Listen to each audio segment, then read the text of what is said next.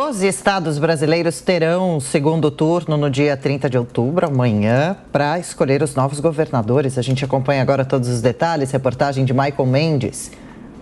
Neste domingo, 30 de outubro, os votos dos eleitores vão eleger 12 novos governadores em 12 estados brasileiros. Em Alagoas, a disputa será entre Paulo Dantas, do MDB, candidato à reeleição, e Rodrigo Cunha, do União Brasil. O que chama a atenção dessa disputa é que Paulo Dantas, do MDB, havia sido afastado das eleições, mas conseguiu reverter a decisão na Justiça. De acordo com a Polícia Federal, ele é acusado de desvio de verba pública e de participação de um caso de rachadinha. No Amazonas, Wilson Lima, do União Brasil, enfrenta no segundo turno Eduardo Braga, do MDB. Na Bahia, Jerônimo, do PT, concorre com ACM Neto, do União Brasil. No Espírito Santo, Renato Casagrande, do PSB, vai enfrentar o candidato Manato, do PL. No Mato Grosso do Sul, a disputa para o governo do estado fica entre Capitão Contar, do PRTB, e Eduardo Reidel, do PSDB.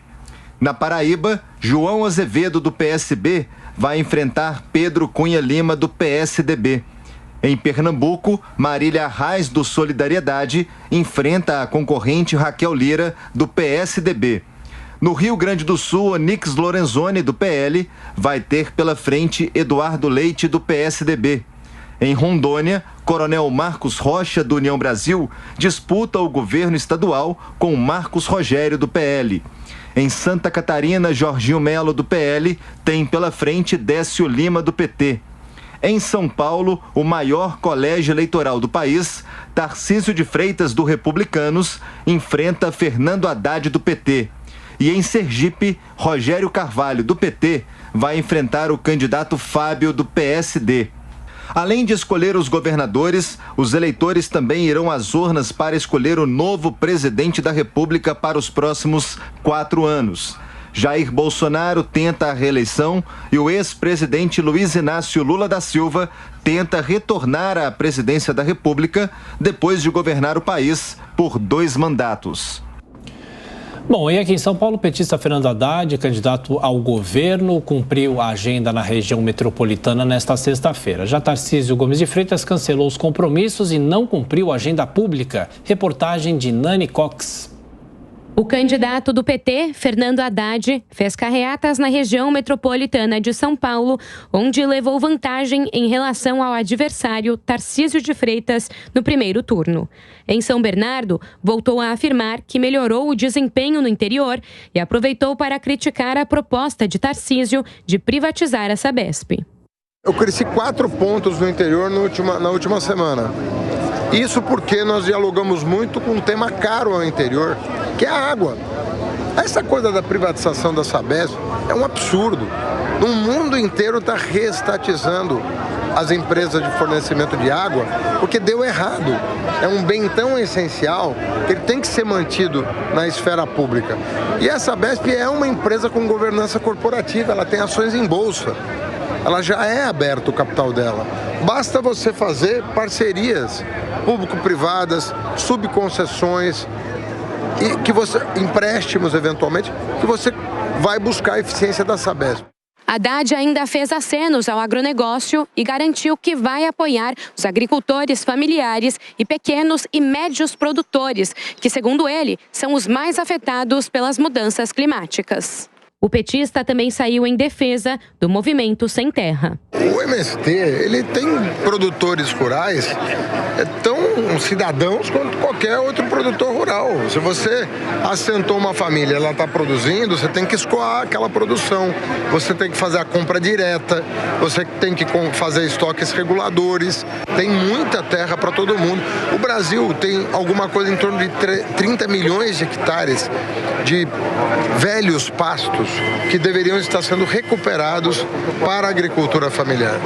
Então, é um absurdo num país que tem a riqueza fundiária que o Brasil tem, ficar estimulando o conflito. Debochando do candidato à reeleição Jair Bolsonaro, Haddad disse temer atos de violência no próximo domingo. Nós sabemos qual vai ser o comportamento do Bolsonaro, que ele ele é errático, né? E ele é ciclotímico, né? Tem horas que ele está eufórico e manda comprar arma, tem horas que ele se deprime, diz que vai aceitar o resultado. Nós não sabemos em que parte do ciclo ele vai estar no domingo. Ele pode estar na alta da euforia, né? Estimulando a violência, ou na baixa da depressão, recolhido em casa. É só um médico para nos ajudar a saber o que vai acontecer no domingo com ele. O candidato do Republicanos, Tarcísio de Freitas, tinha 2 encontros com lideranças, mas cancelou por recomendação jurídica. As agendas deste sábado, ao lado do presidente Jair Bolsonaro, estão mantidas. Rede Jovem Pan News.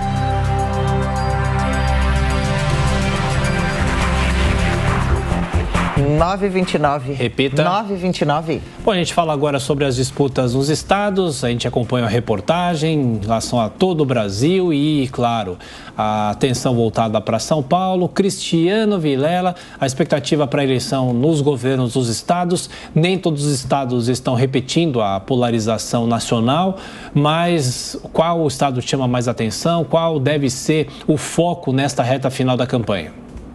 Olha, Thiago, nesse momento, especialmente esses estados que podem ser os estados-chave nas eleições nacionais. Então, por exemplo, o estado de São Paulo, ele é um estado extremamente estratégico. Caso o candidato Haddad ele possa conseguir aumentar seu número de votos e eventualmente suplantar o candidato Tarcísio, ou pelo menos nem que ele perca a eleição, mas fique por uma margem pequena, isso pode ter um reflexo bastante positivo para o seu apoiador, o presidente Lula, na eleição nacional.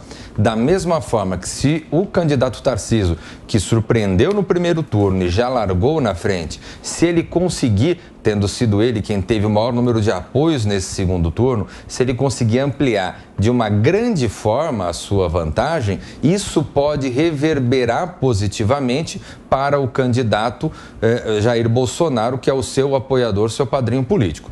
Nos outros estados, nós vemos também um cenário de grande incerteza. Então, nós temos algumas situações, uma disputa bastante difícil, como, por exemplo, em Pernambuco, onde temos 2 mulheres, né? A Raquel Lira, candidata do PSDB, e a Marília Arraes, disputando fortemente, a Marília Arraes mais identificada com o candidato do PT, Luiz Inácio Lula da Silva.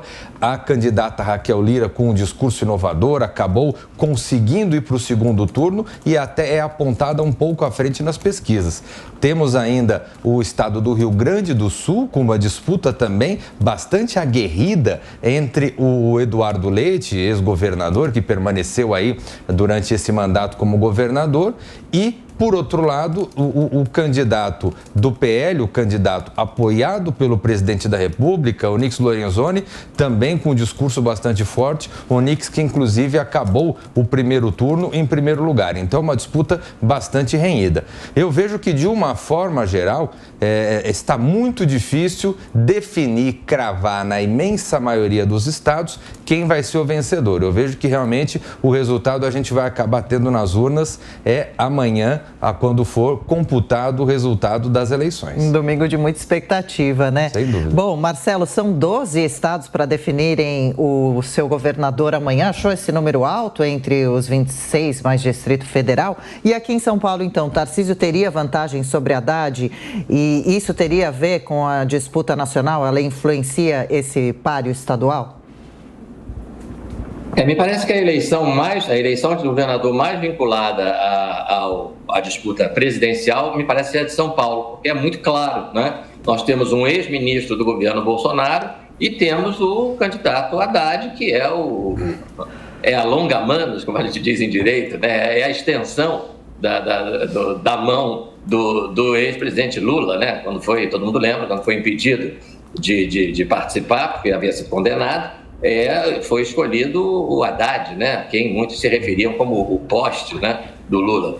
Então, é uma eleição que reflete de forma muito clara essa disputa nacional e que vai, evidentemente, também ela reflete e ela vai ter consequências também, como o Cristiano já destacou, no resultado das eleições presidenciais. Agora, existem outras disputas muito interessantes, e um caso que me chama a atenção é o do Rio Grande do Sul, porque o Onyx Lorenzoni terminou o primeiro turno em primeiro lugar, e o segundo lugar, né, quem iria para o segundo turno disputar o governo do estado, foi resolvido ali no Photoshop, né? Ficou muito ali cabeça com cabeça, ficaram as candidaturas do Eduardo Leite e a candidatura do PT, né? Por pouco o PT não passa à frente do Eduardo Leite e vai para o segundo turno disputar com o Onyx Lorenzoni.